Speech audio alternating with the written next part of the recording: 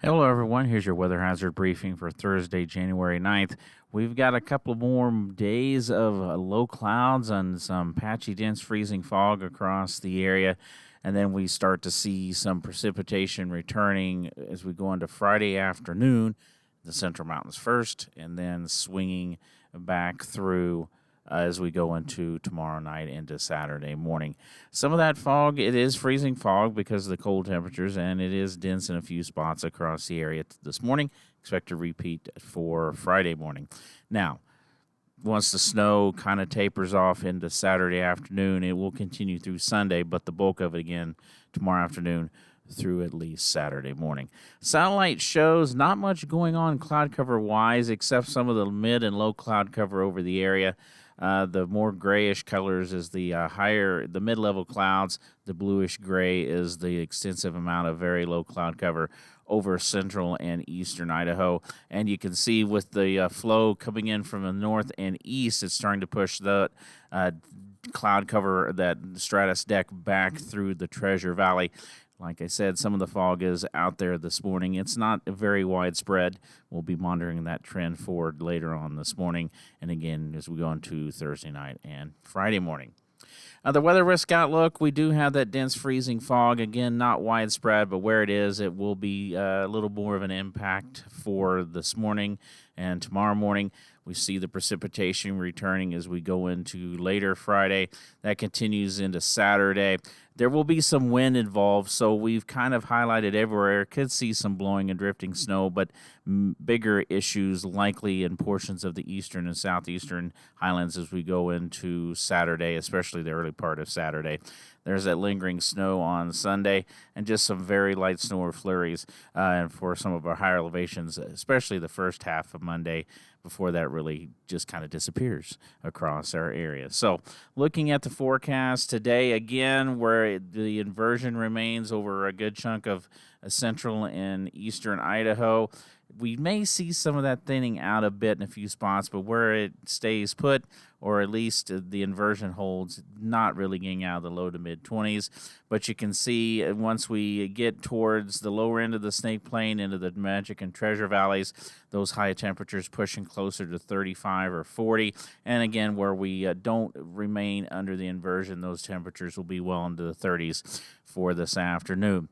For tonight and tomorrow, still pretty cold in some areas. The colder spots will be down to around 5 above to 5 below zero. Elsewhere, teens to low 20s. And not much of a change in temperatures. A little bit of moderation. With that system coming in during the day, we'll see it warming a little bit in portions of the Central Mountains and also the Magic Valley, Treasure Valley ahead of that system. But most of the areas not moderating too much from where they're going to be for today. So we're going to kind of step through this event and mainly look at Friday afternoon through Saturday morning.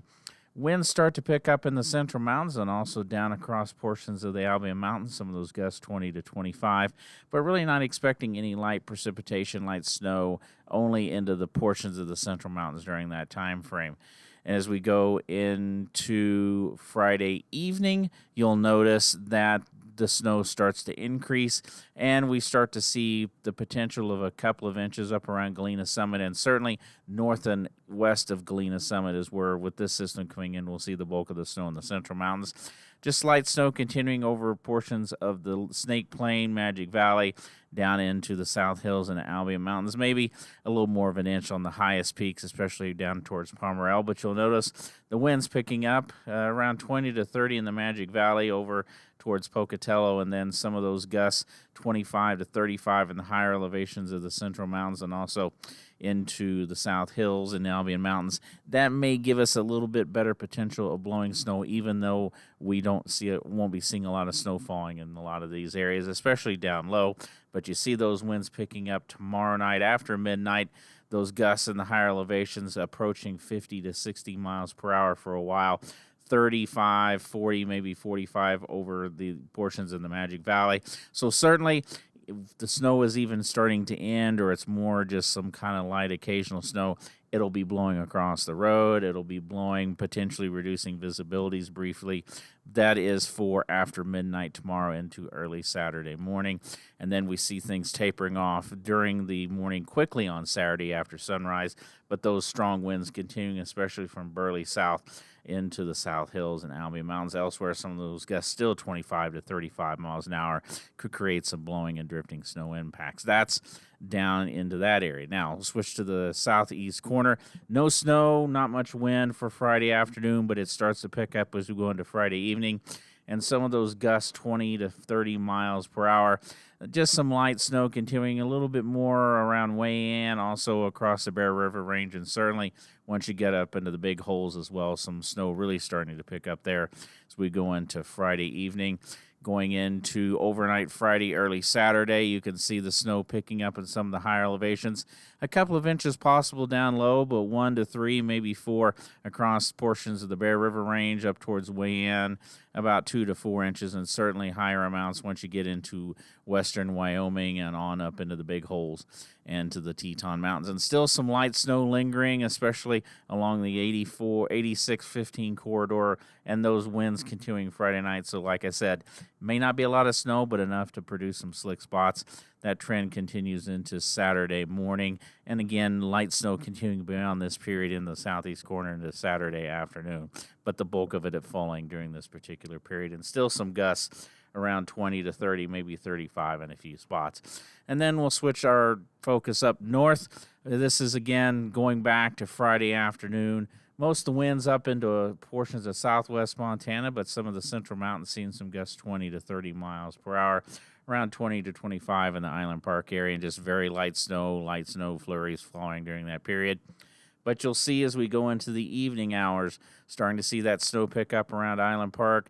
Not still kind of in that downslope hole into the Teton Valley, Swan Valley, a couple of inches, 4+ inches during that time frame, potentially into the Tetons.